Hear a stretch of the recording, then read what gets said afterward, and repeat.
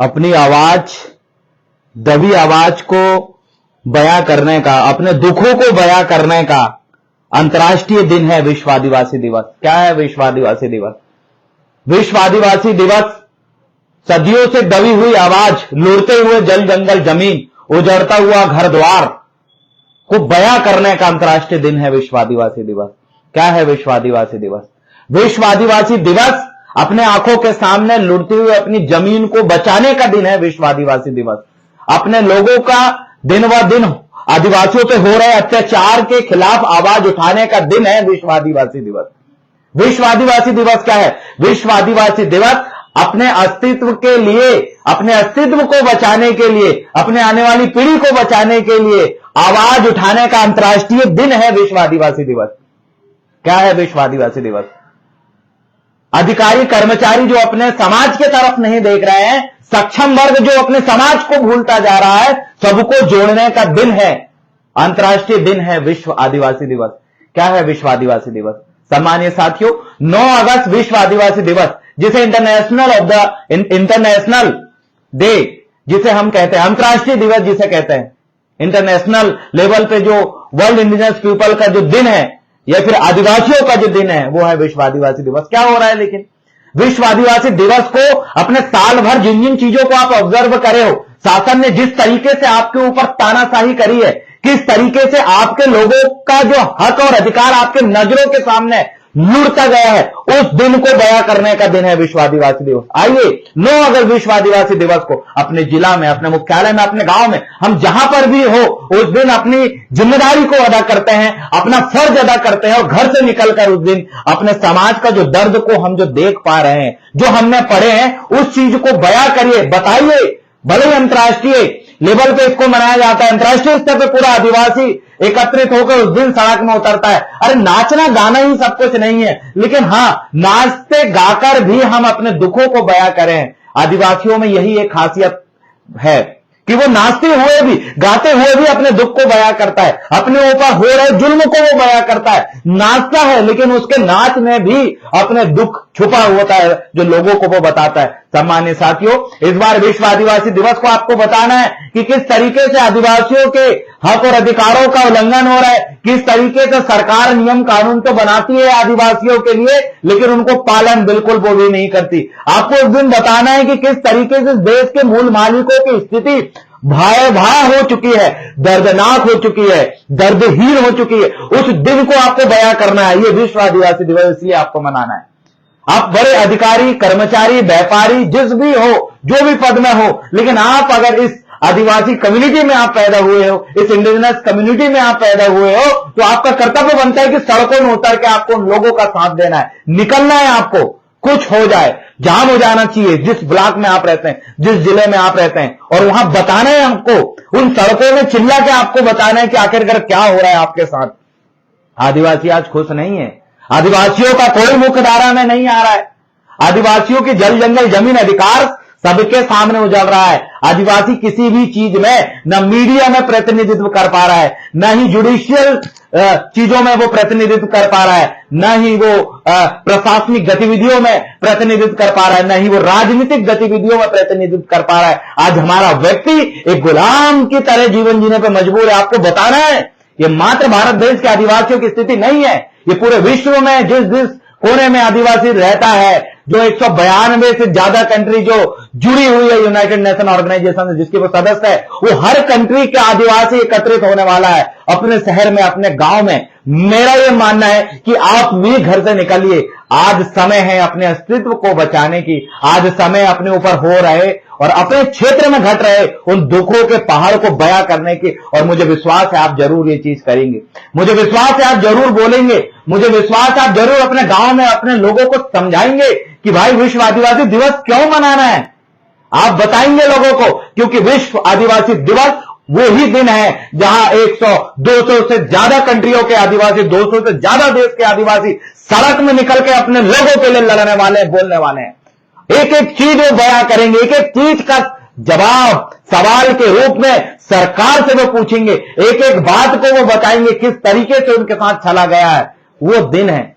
आज क्या मिला आदिवासियों के पास? जो जो चीजें उनके पास है वो चीजें लागू नहीं हो रही, हम सभी जानते हैं। और राजनीतिक पकड़ हम इसलिए भी करें कि अगर अपने अधिकारों को लेकर अगर सक्रिय हुए तो आपको पता है किस तरीके से बबीता बेलोशा जी, जो झारखंड में पत्थलगड़ी आंदोलन की जो प्रणेता थी, उनको किस तरीके से गुजरात एटीएस ने उठा के अंदर डाल दी थी। हम सभी इस बात को जानते हैं।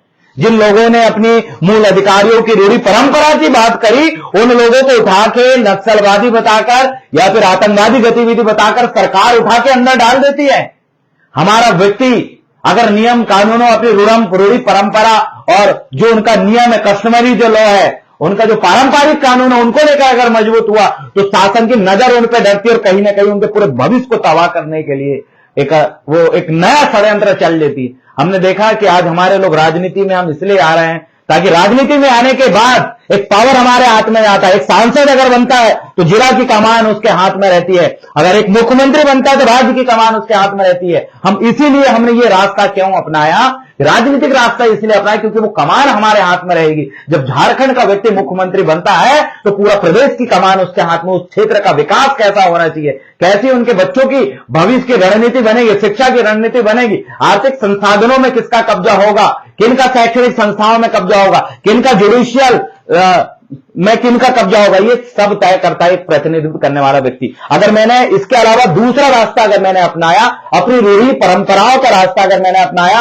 अगर मैंने अपने कस्टमरी लो जो पारंपरिक नियम का रास्ता अपनाया और मैंने अगर लोगों को बोला कि यहां पारंपरिक नियम कानून लागू है, प्रशासन को अगर हमने रोकने की कोशिश करी तो प्रशासन एक रजिस्टर्ड गुंडे के रूप में पुलिस प्रशासन काम करती है, जो किसी भी हद तक हमें गिराने के लिए सत्तासीन लोगों के साथ मिलकर कुछ भी कर सकती है। इसलिए सम्मानित साथियों, आपको उस दिन 9 अगस्त को आपको निकलना, अपने लोगों को बताना है कि किस तरीके से हमें लड़ाई का रास्ता चुनना है। हमें ऐसा रास्ता नहीं चुनना है क्योंकि आज के समय में आदिवासियों को खत्म करने वाले लोग शासन में बैठे हैं। अगर आदिवासी अगर आवाज उठाएगा तो नक्सलवादी बोल दिया जाएगा, मुस्लिम अगर आवाज उठाएगा तो आतंकवादी बोल दिया जाता, शहर का व्यक्ति अगर आवाज उठाएगा तो वामपंथी बोल दिया जाता। कई तरीके के रास्ते हैं, उनको खत्म करने के लिए तो आपको रास्ता भी चुनना है लड़ाई का।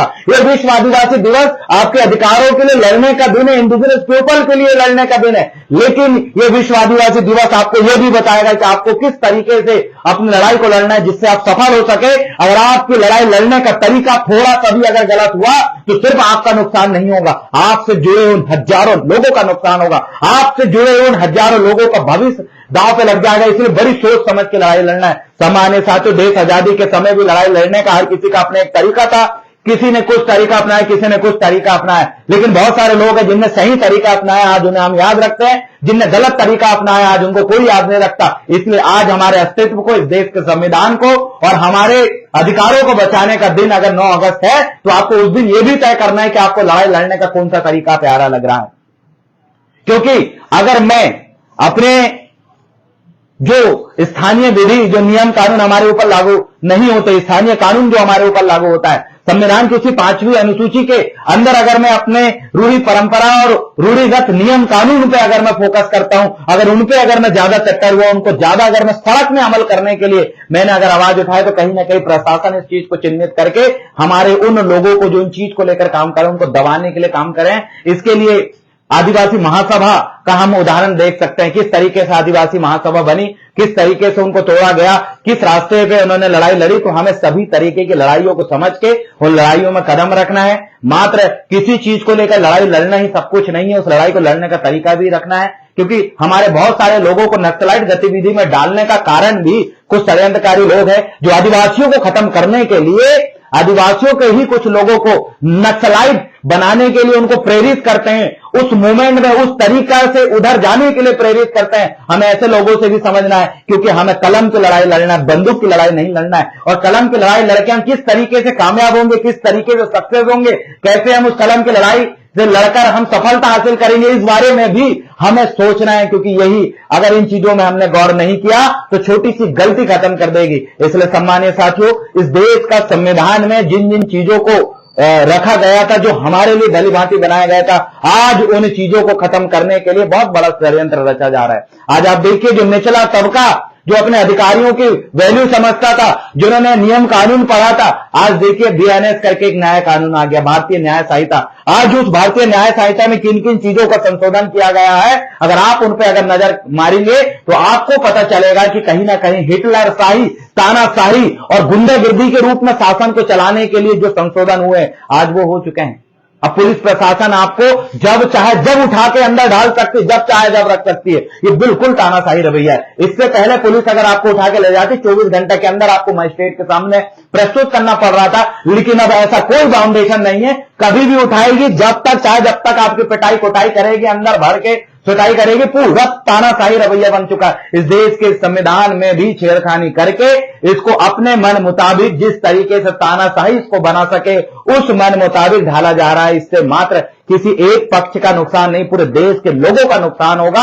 आने वाले समय में जिस नियम कानून के ऊपर आपको भरोसा था, धीरे धीरे इससे आपका भरोसा उड़ता जाएगा और लोग गलत रास्ता अपनाते जाएंगे। इसलिए सम्मानित साथियों, सभी पहलुओं में सोचिए और आइए 9 अगस्त विश्व आदिवासी दिवस को सभी लोग मिलकर सड़क में उतरते हैं और अपनी मन की जो व्यथा है, अपने आंखों से जो घटनाएं, दुर्घटनाएं और जो उल्लंघन, जो हमारे मानव अधिकारों का उल्लंघन आपने देखा है, उन चीजों को उठाने का दिन 9 अगस्त विश्व आदिवासी दिवस है, जिसमें आप और हम सब मिलकर आवाज उठा सकते हैं, बात रख सकते हैं। इसमें आपका और हम सबका भला होगा। और आपसे वही निवेदन करता हूं कि उस दिन घर में शांत बैठने से कुछ नहीं होगा, क्योंकि वो दिन एक ऐसा दिन है जिस दिन का संदेश पूरी दुनिया देखती है। आज हम भी देखते हैं कि 9 अगस्त विश्व आदिवासी दिवस को विश्व के किन किन कंट्रियों में किन किन लोगों ने किस तरीके से मनाया है, क्या क्या घटनाएं सरकारें किन किन कुकृत्यों को उनके ऊपर कर रही है, किन किन तानाशाही रवैयों को अपने रही है, वो हम पूरे विश्व में सोशल मीडिया में जुड़कर, या ट्विटर हो या फेसबुक हो या अन्य अदरवाइज बहुत सारे ऑप्शन है, हमारे पास इंटरनेट है, हम उन पे छान मार के देखते हैं कि कहां कौन सा मुद्दे को हाईलाइट किया गया था। और हमारे लिए सबसे बड़ा मुद्दा इस बार विश्व आदिवासी दिवस में यही होगा कि जो देश का संविधान है और उसमें हर एक वर्ग, हर एक समुदाय के लिए जो अधिकार और जो हमें नियम कानून मिले थे, अलग अलग डिपार्टमेंट जिस तरीके से हमारे विकास के लिए, हमारा संरक्षण के लिए, हमारी भाषा संस्कृति को बचाने के लिए, धार्मिक गतिविधि को संरक्षित करने के लिए जिन जिन तरीके से हमें अधिकार मिले थे, क्या उन अधिकारों का उल्लंघन हो रहा है, नहीं हो रहा है, इन सभी विषयों में आप विचार करिए। अभी बहुत दिन है और 9 अगस्त को उन मूलभूत मुद्दों को लेकर आइए, सड़कों में मिलते हैं, सड़कों में उतरते हैं। उस दिन विरोध के साथ साथ नाच गाना, विरोध के साथ साथ नाच गाना करते हुए अपनी बात का हम बयां करेंगे। यही आशा उम्मीद के साथ आज मैं बहुत दिनों बाद फेसबुक में लाइव आया। मुझे विश्वास है कि आप सभी साथी ने मेरा इस वीडियो को, मेरा विचार को सुना होगा और अंत में यही कहूंगा कि सही रास्ता अपनाएं, अपने हक अधिकार की लड़ाई को लड़ने का। अगर आपका एक भी गलत कदम अगर हम चलते हैं तो आने वाले समय में सिर्फ एक व्यक्ति के लिए नहीं, उनसे जुड़ा हुआ पूरा जन समुदाय के लिए खतरा साबित होगा। आप सभी साथियों को जय सेवा, जय भीम, जय आदिवासी, जय मूल निवासी, जय संविधान। हमारी एकता जिंदाबाद।